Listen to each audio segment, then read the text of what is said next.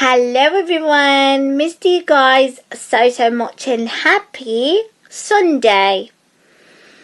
And welcome to English with Sarah. So today's video is about two idioms that are opposite to each other. Number one is early bird and number two is night owl. So let me give you some examples. Every time the exam started, I would become a night owl. So early bird is a person who gets up early or arrives early. And number two, night owl is a person who tends to stay up until late at night or wakeful at night. And that's for today's video, and see you in another vlog video.